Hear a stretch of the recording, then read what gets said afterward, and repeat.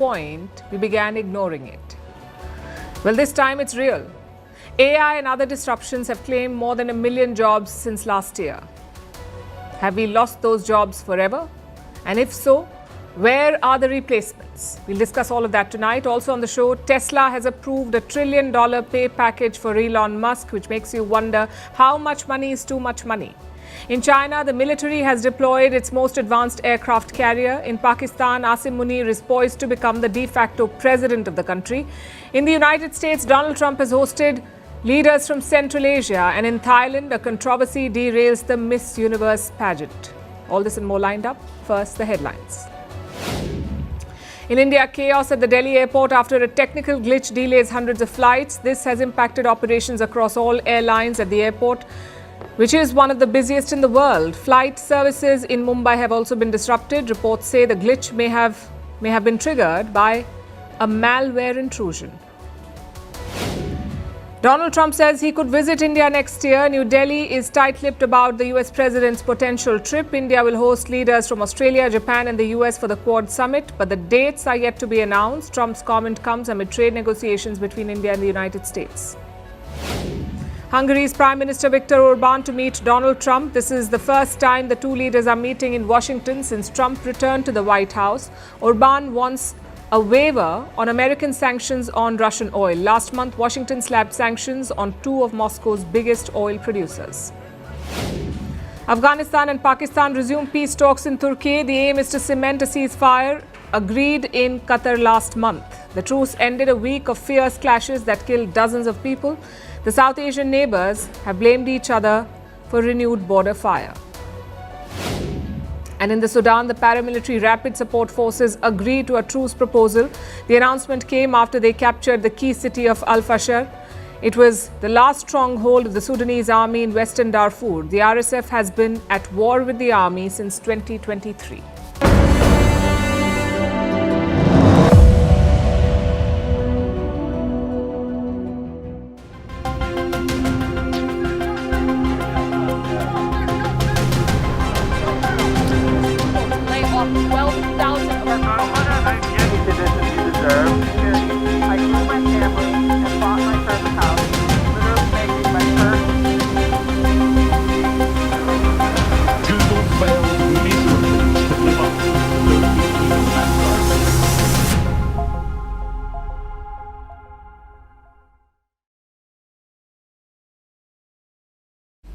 AI is the bogeyman of our times. People think it's coming for everything, our jobs, our reality and our choices.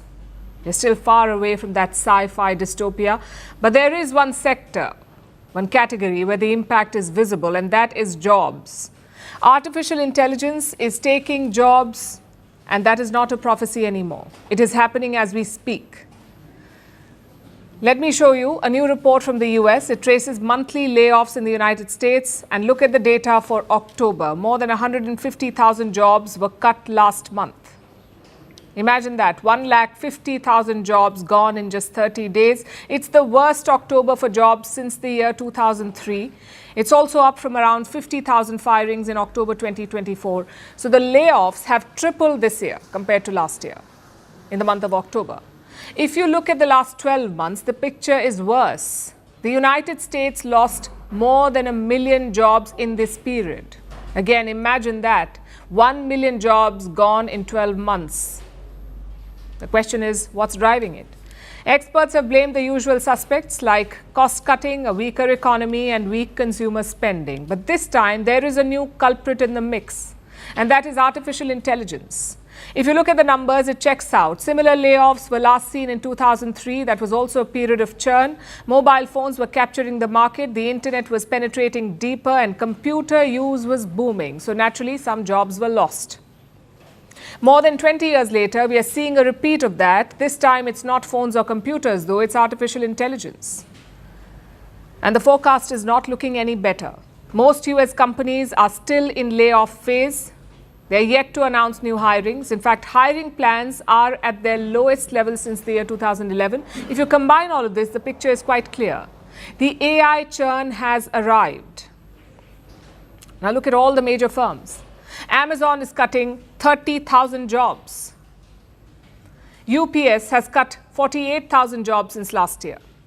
Target has cut around 2,000 jobs. IBM has cut 2,700 jobs. Put together, the tech sector has lost 112,000 jobs, 112,000 jobs. Is all of this down to artificial intelligence? Well, the companies say no. Many of them always plan to downsize. And why were they downsizing? Because they were on a hiring spree during the pandemic. Tech companies wanted more manpower during the lockdown, but now the pandemic is behind us, thankfully. So all that extra manpower is not necessary, hence the downsizing. Having said that, AI is also playing a role. Consider Chegg. It's an American edutech company. They have cut 45% of their jobs. Why? Apparently to reflect the new realities of AI. That's how they've put it. Another example is Salesforce. It's a cloud service provider in the United States. Salesforce cut around 4,000 jobs in October. The company is using AI agents instead of humans. So what we are seeing is a cocktail. Yes, there is some organic downsizing, but there's also a brewing AI takeover. The question is, how do we differentiate? How do we know which layoffs are because of AI and which ones are organic? Well, the US Congress is mulling an idea. 2 senators have proposed a bill to track AI's impact on jobs. One is Democratic Senator Mark Warner. The other is Republican Senator Josh Hawley. So it's a bipartisan push. The bill would require companies to report AI's impact on jobs, the layoffs, the new hirings, the change in roles, all of it. Say Microsoft is replacing 1,000 service agents with AI, then they must report it to the US government. And how would that help? Well, it would quantify the impact. It would track both job losses and job creation. And that data could drive policy. Secondly, it would also provide transparency. Right now, a lot of companies are using AI as a cover. They're cutting cost, but blaming artificial intelligence. Again, this bill could put a stop to that. It's something that every country should in fact think about. Because AI may not take all jobs, but it will disrupt the job market everywhere. Unless you track and quantify that, you cannot respond to it.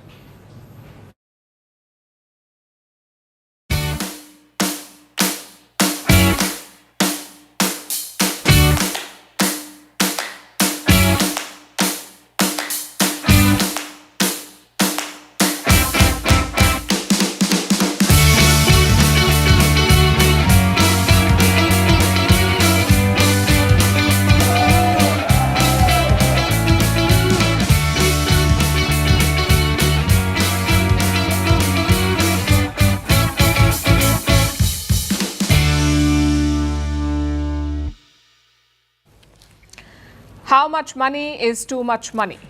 $1 million? $1 billion? $1 trillion? It's a question we should ask Elon Musk because Tesla has finally approved his massive pay deal, $1 trillion. That is 1 with 12 zeros behind it. This number is so unreal, it is difficult to even imagine it. Yet Musk is on track to get it. It could make him the world's first trillionaire.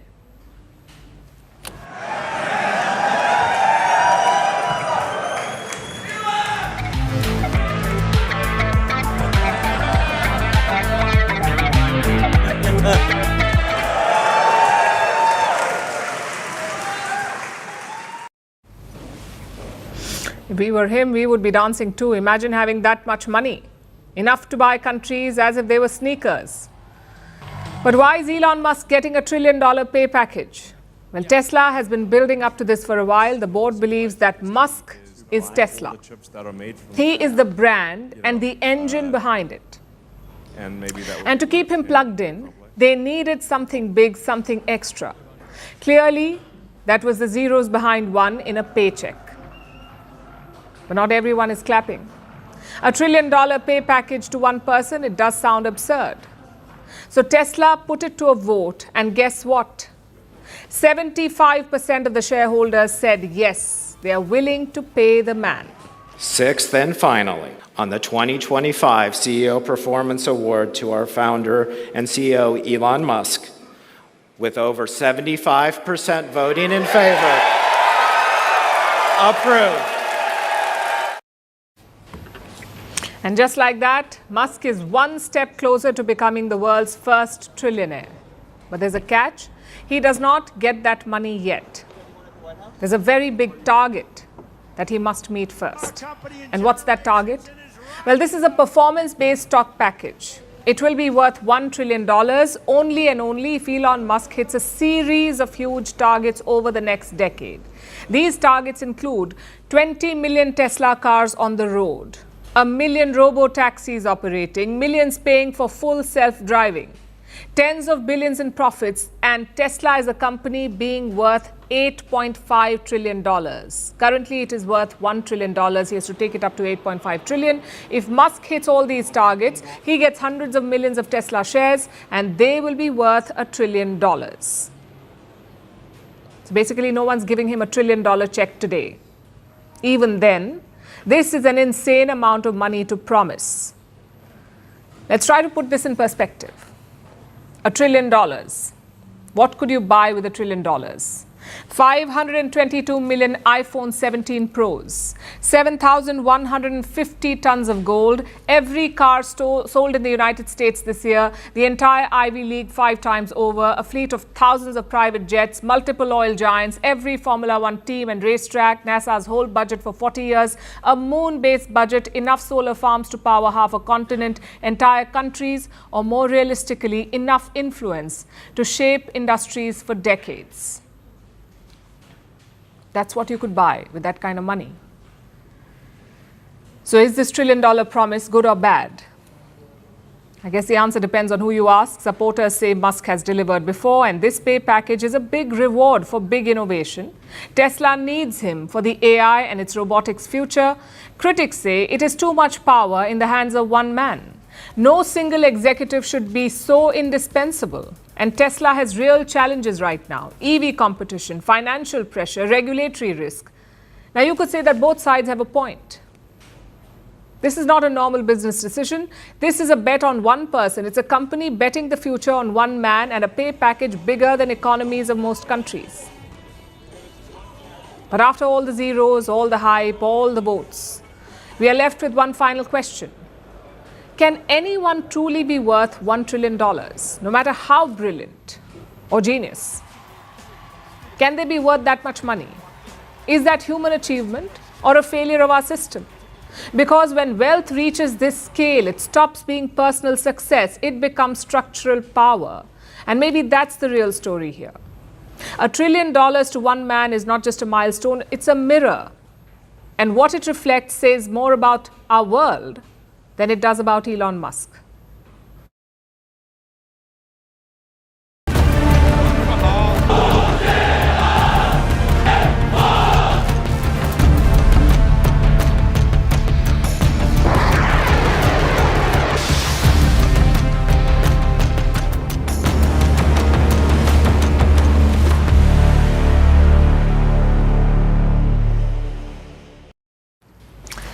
In China, Xi Jinping is making rapid moves. He's upgrading and expanding his military. The scale of this expansion is massive and the pace is alarming. This exercise is being done across the board, on land, at sea, and in the air. Let's start with land. New satellite images have emerged. They show missile production on a large scale. There are dozens of factories, research hubs, and test sites. All kinds of facilities are being expanded. More than 60% of all missile-related facilities in China have become bigger. Over 2 million square meters of new floor space has been added. We are talking about an area that can house hundreds of football fields. Only here they're building weapons. Farmland and villages have been cleared. They have been replaced by new towers, bunkers, and testing grounds. The satellite pictures are telling. If you look closely, in some of them you can even see missile parts. Experts say this is not a routine expansion. It's the kind of scale-up that could change the military balance in Asia. In fact, they've given a name to it. They say China is building, and I'm quoting, an anti-access denial bubble. But what is the goal? The goal is to keep the US and its allies out of striking distance. You could say this is all about Taiwan. If China attacks Taiwan and America enters the conflict, then these missiles will be China's first line of defense. They could be used to hit all kinds of targets, ports, air bases, supply hubs, which is why China is producing more of them. And leading this effort is the PLA rocket force. The PLA is the People's Liberation Army, the Chinese army. They have a rocket force. It is the military branch which controls China's nukes and ballistic missiles. Xi Jinping calls it the core of strategic deterrence. And he is adding muscle to it by stockpiling more missiles. Although it's not clear how effective these missiles are. Remember, not too long ago, this same missile force was hit by a scandal. We told you about it on the show. They found water instead of fuel inside some of these missiles. And it was extremely embarrassing for Beijing. It triggered a massive military purge. President Xi removed the generals who were leading the rocket force. But now he has put the same force at the center of his defense upgrades. And this is just one part of the story. The military expansion is also happening at sea. This week, Beijing unveiled its most advanced warship ever. It's called the Fujian aircraft carrier. It officially entered service 2 days ago. Xi Jinping presided over the ceremony himself. He walked the deck, he greeted the officers, and he called them heroes of the nation. The Fujian represents a huge leap for China's navy. The carrier is equipped with an electromagnetic catapult system. What does that mean? Well, it's the kind of technology that lets aircraft launch faster, carry heavier weapons, and return safely with less strain. The Americans use the same tech on their warships, and now the Chinese have it too. The Fujian can launch more aircraft in less time with greater range and precision. Plus, it's a massive warship. The Fujian nearly matches American carriers in size, and with its induction, China has 3 active carriers now. Reports say it's already working on the 4th one, possibly a nuclear-powered warship. The idea is to project power deep into the Western Pacific.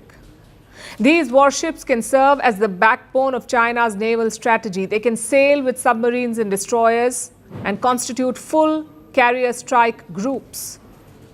Such groups can patrol far from Chinese shores. From the South China Sea to the Indian Ocean, they can be deployed anywhere. So these two developments, the surge in missile production and a new massive warship, when you put them together, what do you see? You see that China is no longer preparing just for a limited war. It is preparing to dominate the Indo-Pacific. The twin expansion shows a two-pronged strategy. China wants the capability to strike from land and to project power from sea. It wants to be able to surround and take Taiwan by force and deter the US and other powers in the wider Indo-Pacific. Washington is watching these developments closely. The Pentagon has issued an assessment. It says China's nuclear arsenal is expanding faster than other nations' arsenal. China is adding around 100 new warheads every year. This is the most aggressive military buildup since the Cold War. And it's happening in plain sight. Its implications are global. China's missiles can now reach Guam, its carriers can sail across the Indian Ocean, and its fleet can secure vital sea lanes. Xi Jinping's war machine is upgrading fast. This is not preparation for defense. This is preparation for dominance.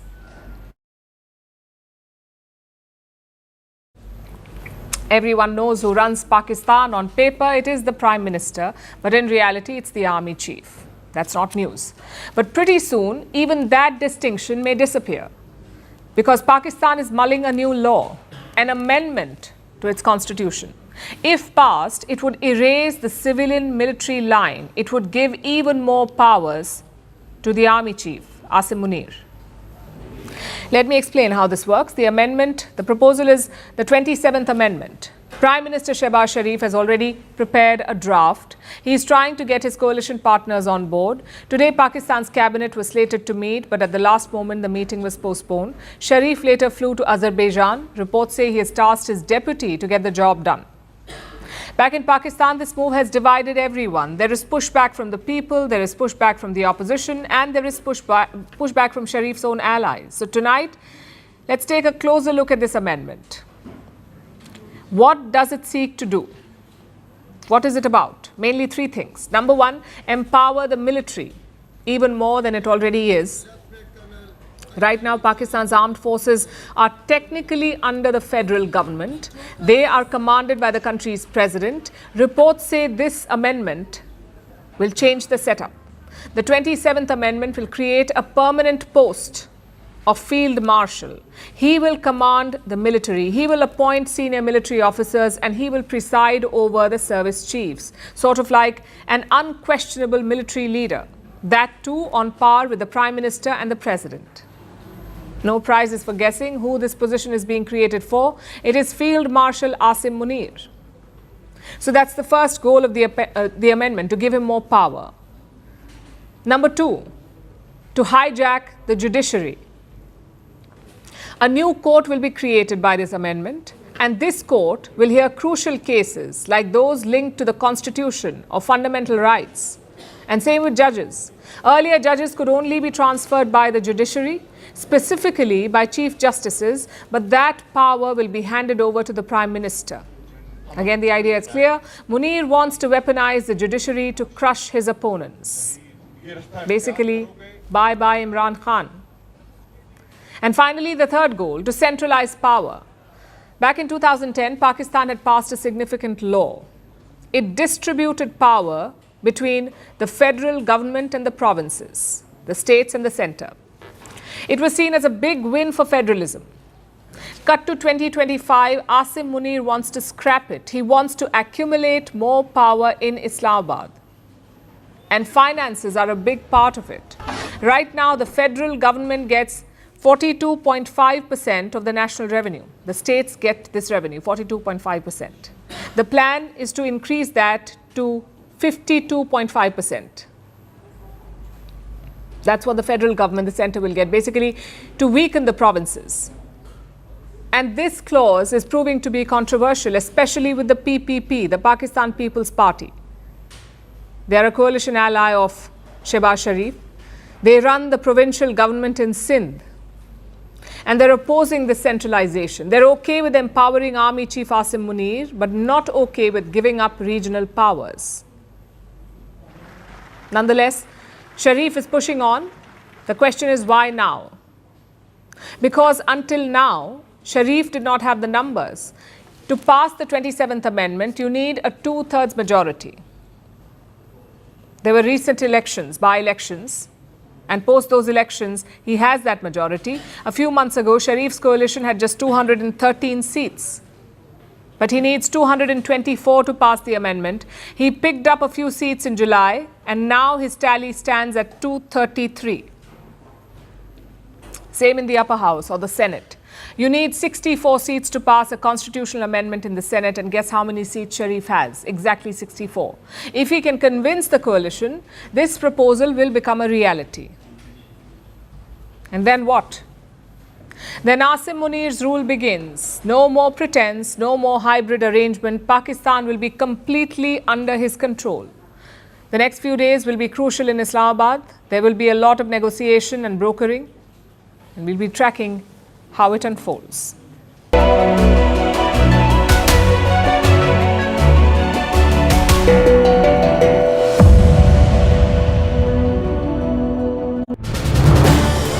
This is News 18 Network.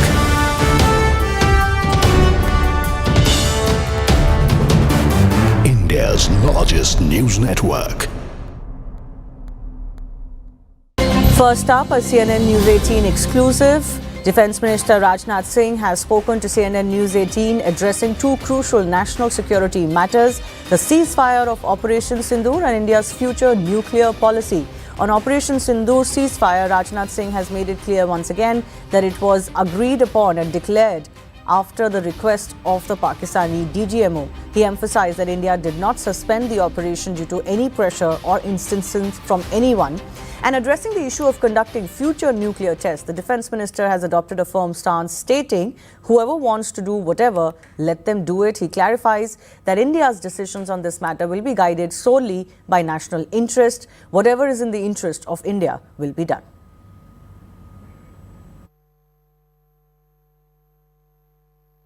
Donald Trump ji ने कहा है कि Pakistan nuclear test कर रहा है।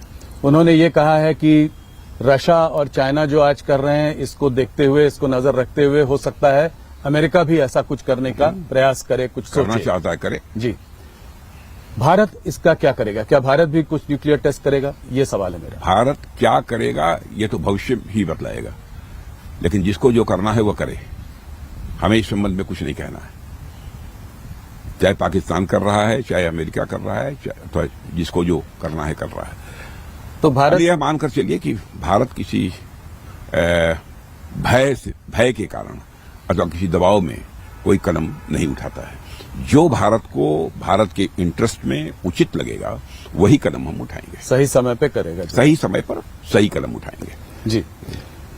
Operation सिंदूर के बाद मैं आपसे पहली बार बात कर रहा हूं। मुझे याद है 2024 में आपने कहा था ये भारत वो भारत नहीं है, घर में घुस कर मारेगा। आपने इतने जोरों से बोला था कि पूरे इंटरनेशनल मीडिया ने भी उसको उठाया। ये सच साबित करके दिखा दिया। जी। तो इसी पर मैं आ रहा था कि ये आपने सच साबित करके भी दिखाया ऑपरेशन सिंदूर में। पर कुछ लोगों का मानना है कि बहुत जल्दी हाथ पीछे खींच लिए। इतनी जल्दी रुक क्यों गए? वो लोग चाहते थे कि थोड़ा और जोरों से पाकिस्तान को मैं सबक इसे सिखाया। पूरी तरह से स्पष्ट कर देना चाहता हूं कि बराबर पाकिस्तान के डीएमओ की तरफ से टेलीफोन आ रहे थे। जी। उनके टेलीफोन आने के बाद तब ये हुआ। माने हम लोग युद्ध पिपासु नहीं हैं। जी। कुछ लोग ऐसे होते हैं जो बराबर चाहते हैं कि युद्ध हो, कन्फ्रंटेशन हो। भारत ऐसा नहीं चाहता है कभी। यदि बार बार उनकी तरफ से आग्रह हो रहा है कि नहीं, अब इसे स्थगित किया जाना चाहिए, बंद किया जाना चाहिए, तो उसके बाद जाकर ये तय किया कि हमको जो करना था वो हमने कर लिया। जी।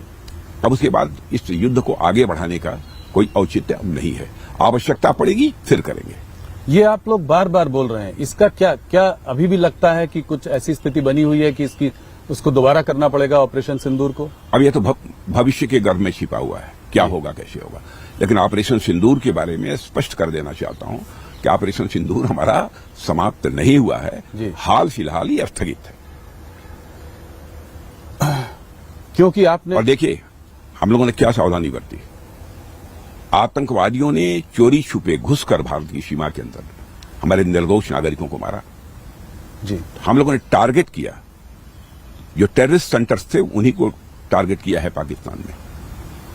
आम जनता को हम लोगों ने नहीं मारा है। इतनी सावधानी बरतने वाले हमारी इस गवर्नमेंट के ऊपर भी कभी कभी लोग आरोप लगाते हैं कि ये मजहब के आधार पर भेदभाव करते हैं, जात के आधार पर भेदभाव करते हैं। अरे भारत तो एक ऐसा देश है जहां के ऋषियों और मनीषियों ने भारत की सीमा में रहने वाले लोगों को ही अपने परिवार का सदस्य नहीं माना है, बल्कि पूरे विश्व की धरा पर रहने वाले।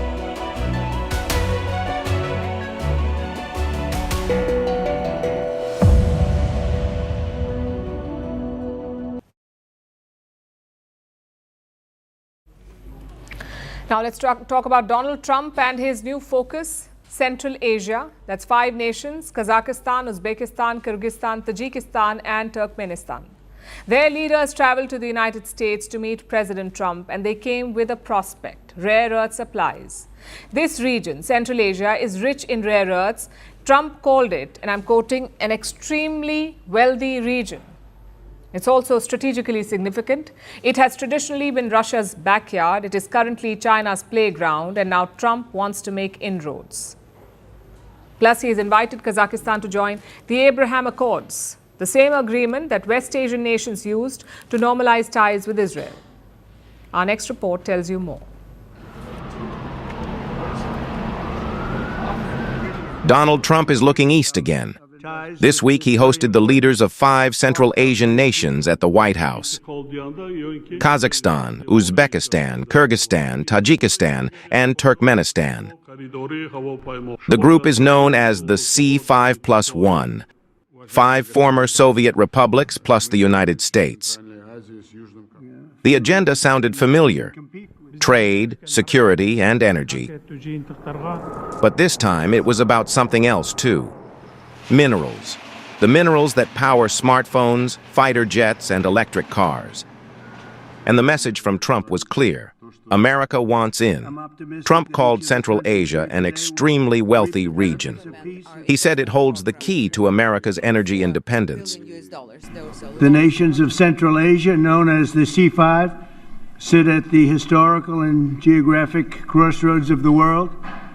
These nations were once home to the ancient Silk Road connecting east and west. Great history, tremendous, beautiful history. The talks focused on critical minerals: uranium, copper, gold, and rare earths.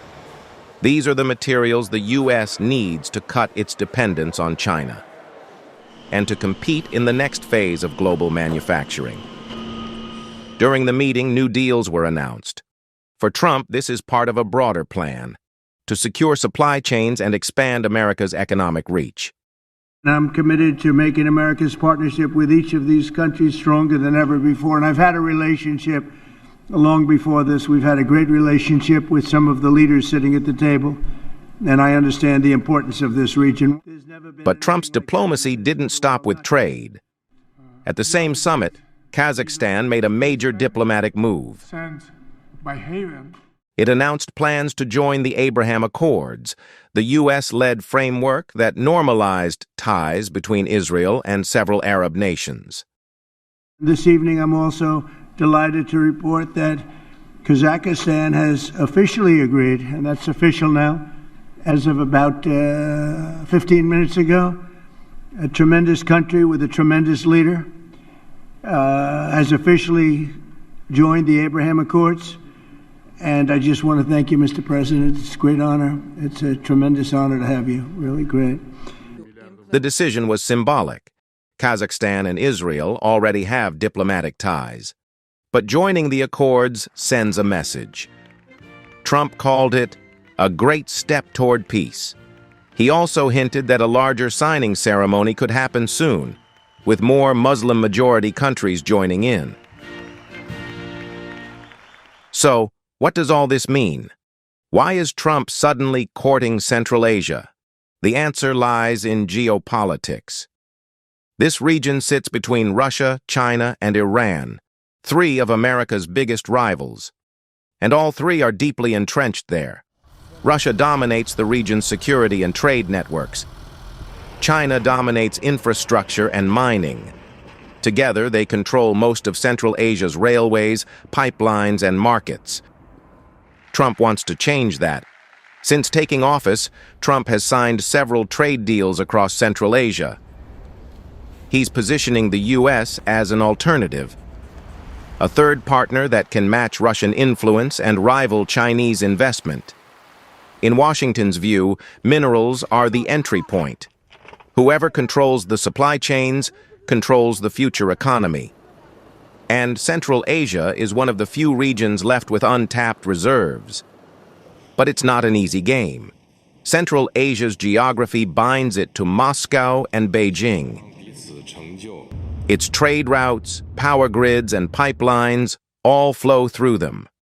Analysts say the best the U.S. can do for now is maintain a footprint, a presence, not dominance. Still, Trump's move matters, because it marks a shift. For years, Central Asia was a quiet zone, far from America's main focus. Now it's becoming a new front in the global race for minerals, markets, and influence. Trump's strategy is simple. Use business and diplomacy, not war, to win ground from Russia and China. If it works, it could redraw alliances in the heart of Eurasia. If it fails, it will remind the world just how hard it is to outplay geography.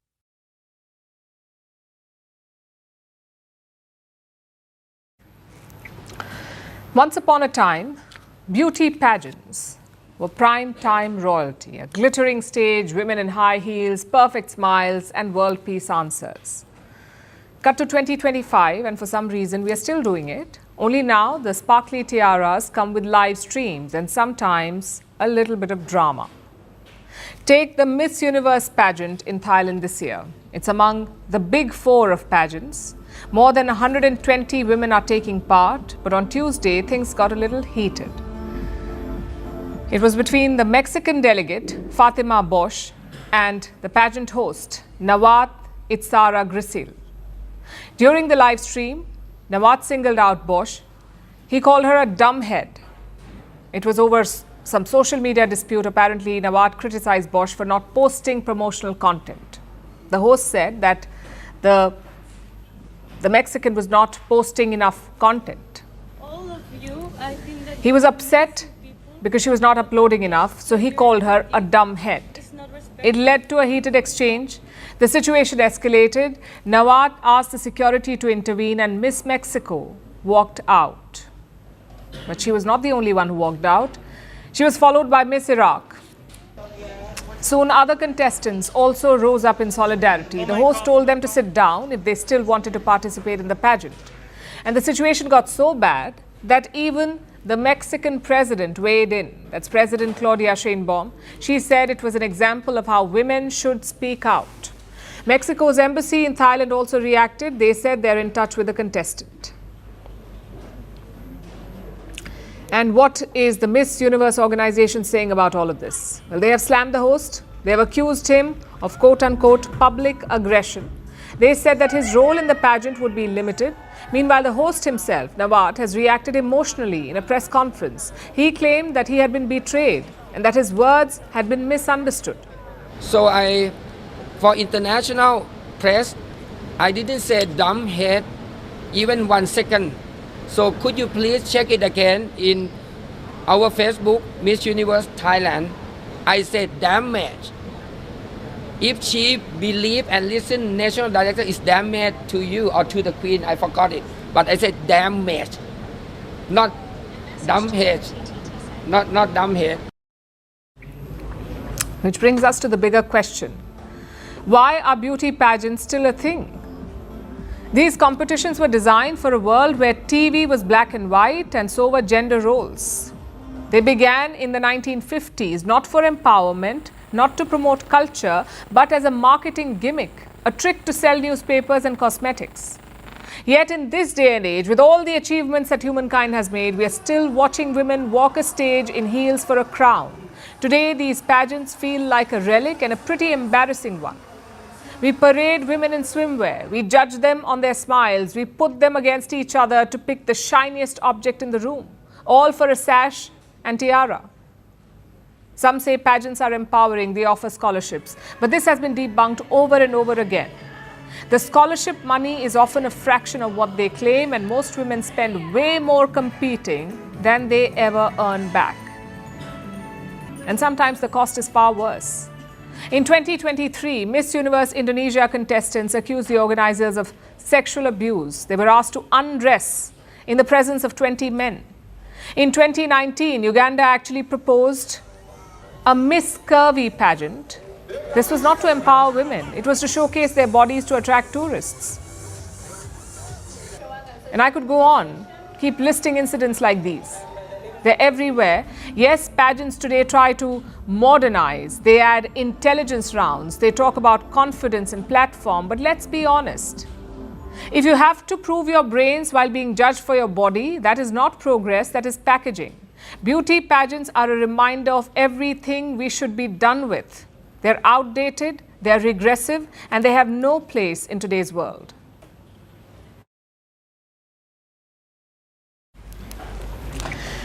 Our next story is about a rescue and a fraud. It's a story that began with promises of dream jobs and ended inside scam compounds in Myanmar. Hundreds of Indians were lured with promises of high-paying jobs. Instead, they were held captive. They were forced to scam people online.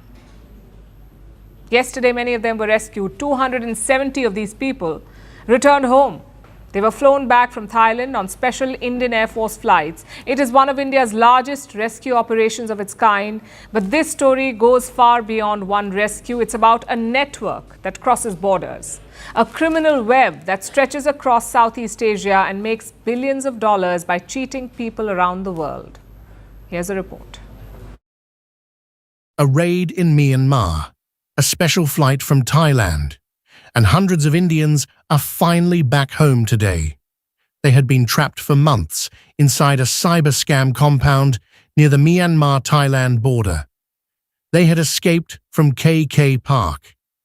It is a massive complex in Mayawati, one of the largest scam hubs in Southeast Asia.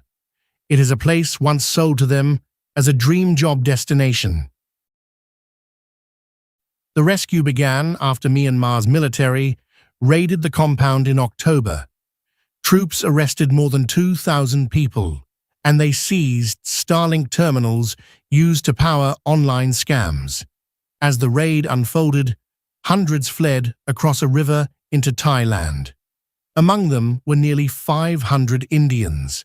2 special Indian Air Force planes later brought 270 of them home on Thursday. Officials say this is one of India's largest rescue operations linked to cyber trafficking. Those who returned will now be questioned, not as suspects, but as witnesses. The goal is to understand how these networks recruit, move, and control workers across borders. Most of these networks operate from large, secured compounds in border regions. They have dormitories, offices, and even hospitals. But behind those walls, people are forced to work for hours. They are forced to run fake investment and romance scams. Here's how it began. Fake job ads appear online, promising high salaries and easy office work. Recruits are offered tickets to Thailand or Laos. Once they arrive, they are taken across the border into Myanmar. Their passports are taken away. They are told they owe money and must work to repay it, and their work. Trick people online. Scammers send messages pretending to be investors or romantic partners. They build trust slowly, then convince victims to invest in fake schemes. Once the money is sent, the scammers vanish. It's called pig butchering. That means fattening the victim with lies before taking everything. In 2023, the United Nations said over 100,000 people may be trapped in such compounds in Myanmar. Another 100,000 could be in Cambodia. Others are scattered across Laos, the Philippines, and nearby regions. At the KK Park Scam Hub, victims and workers came from several countries. These include India, China, Vietnam, Kenya, and Ethiopia, among others. The mix of nationalities points to a global operation built over years. Many of these centers once operated as casinos. When the pandemic stopped tourism, those casinos shut down. Criminal syndicates moved in and turned them into scam hubs. They now reportedly generate billions in illegal profits each year. Myanmar's military says it is cracking down, but many of the compounds lie in militia-controlled border zones. Some are also allegedly linked to Chinese criminal network. In several areas, local economies depend on the money they bring in. That web of crime has turned a regional racket into a global problem. For India, the rescue flights are a major step forward. Several more citizens are still waiting to return home. But the crackdown in Myanmar has revealed how vast these networks are. Across Southeast Asia, new compounds keep emerging, and each raid is exposing more victims, more recruiters, and new trafficking routes.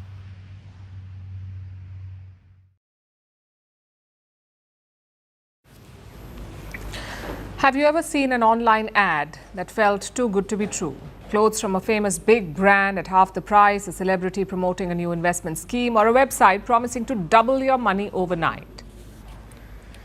It looks tempting, slick, convincing, sometimes even trustworthy. I hope you know by now that most of these are scam ads. But what if I told you that these scam ads are not some random mistakes? What if they're part of a much bigger business, one that's making tech companies billions of dollars in revenue? Well, that's exactly what an investigation has revealed. Meta, the company behind Facebook, Instagram, and WhatsApp, has been making huge profits from fraudulent ads. How much money are we talking about? 10% of Meta's revenue in 2024, that's about $16 billion. That's the kind of money we're talking about here. This is according to the company's own projection that 10% of its revenue last year would come from fraudulent ads.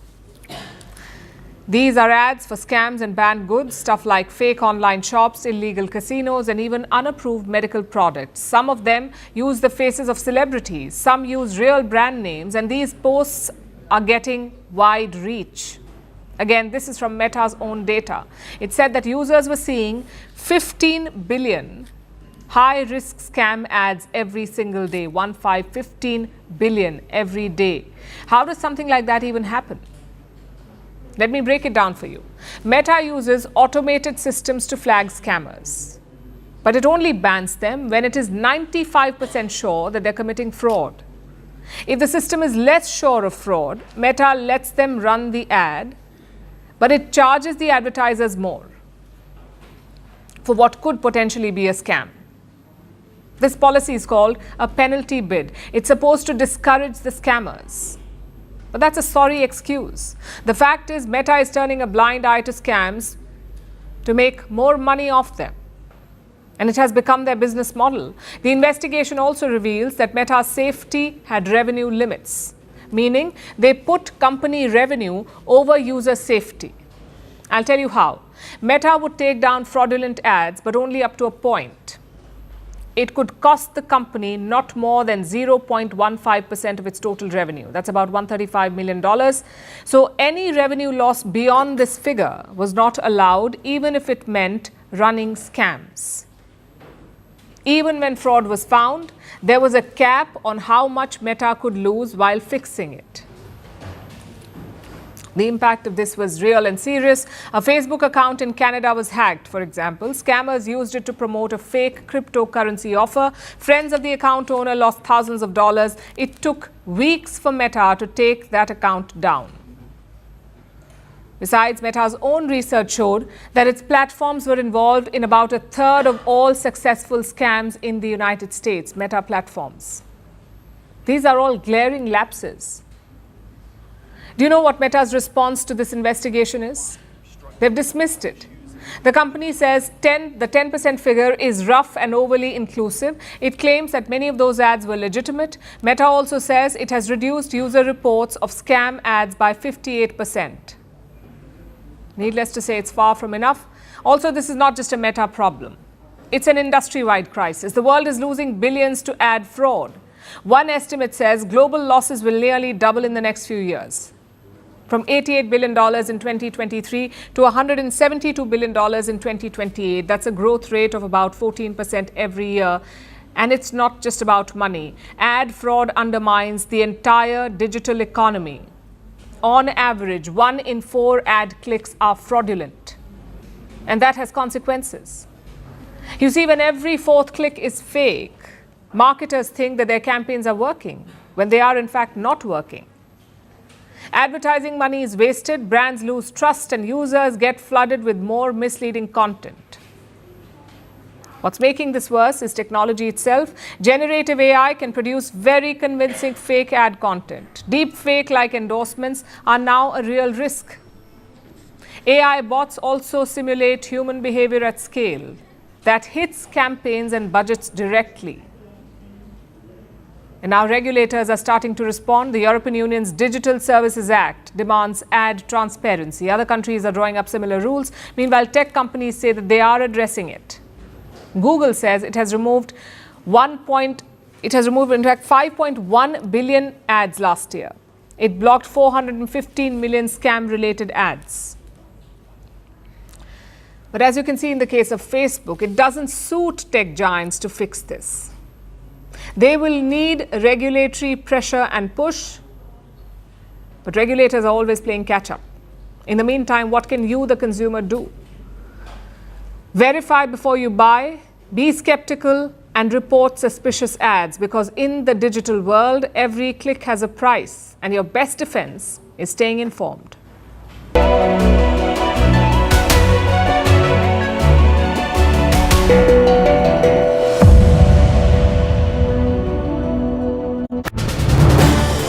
This is News 18 Network.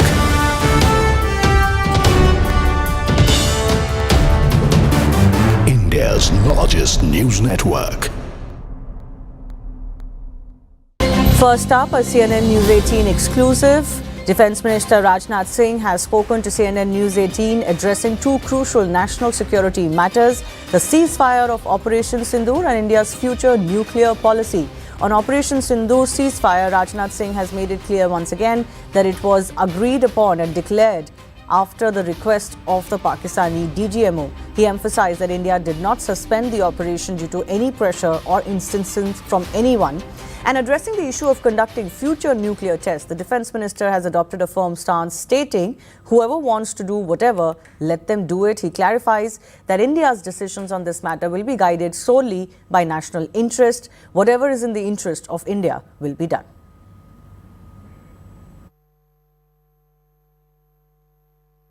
Donald Trump ji ने कहा है कि Pakistan nuclear test कर रहा है।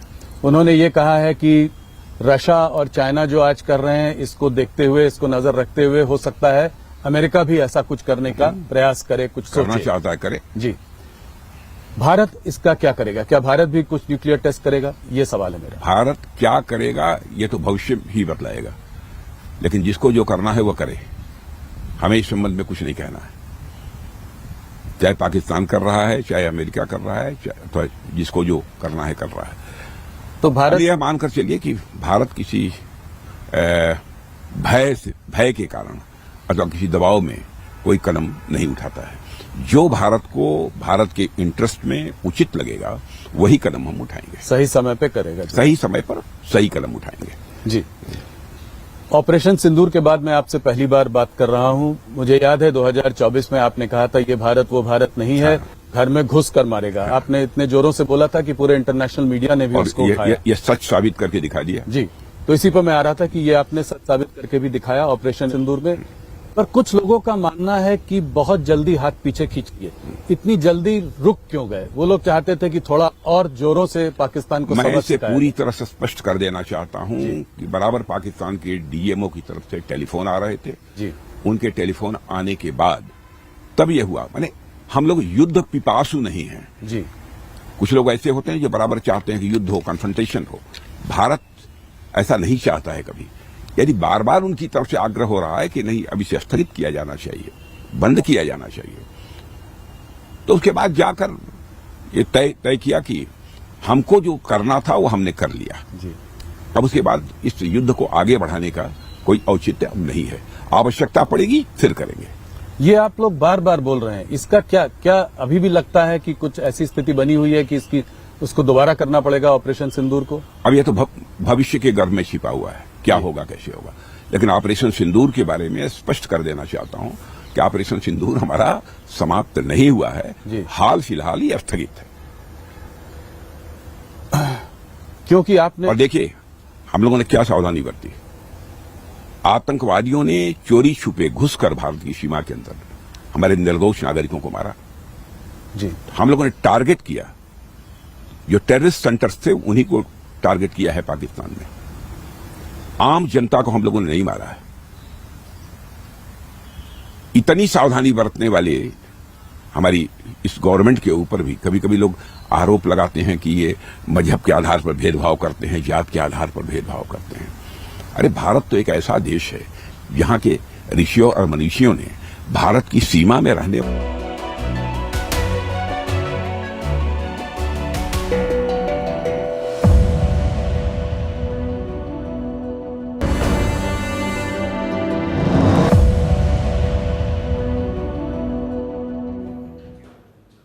There's only one breaking news for gamers today. GTA 6 has been delayed again. This is one of the most popular games on the planet. Its new edition was supposed to come out this year. That too after a gap of 12 years. But I'm afraid there is bad news. The game will only come out in November 2026. So that's one extra year of waiting. If you're one of the heartbroken gamers out there, do not worry. Our memes have got you covered.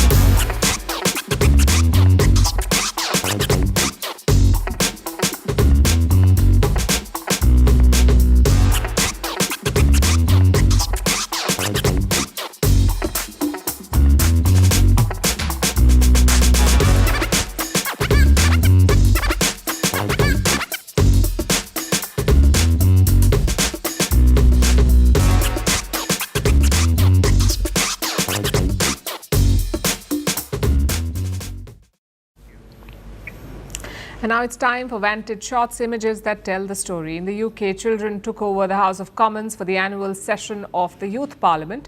Protesters clash outside a football stadium ahead of Aston Villa taking on Maccabi Tel Aviv.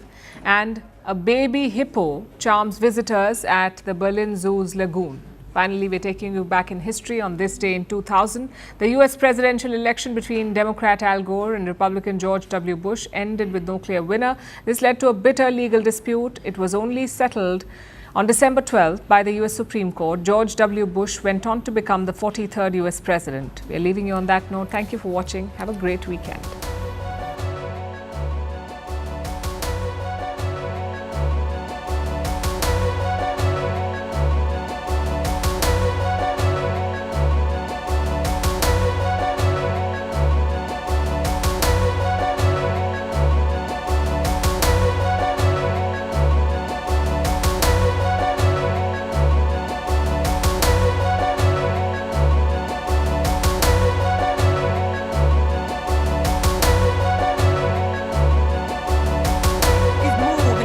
Inspiration.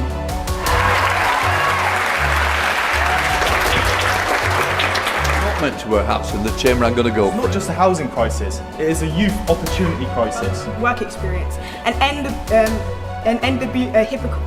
It's not fair. The lament echoed by a generation of disillusion.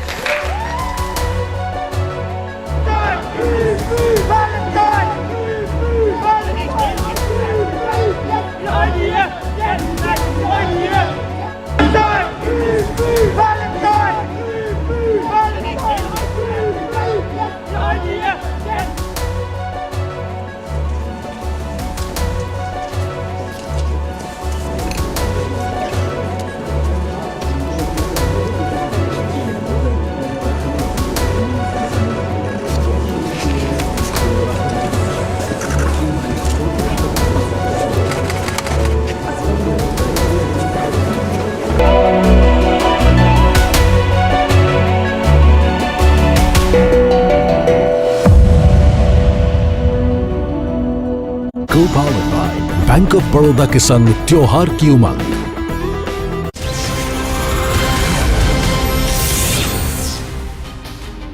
Hello and welcome to the late night edition with me, Ayushman Singh Jambal. Big breaking news coming in at the top of the bulletin.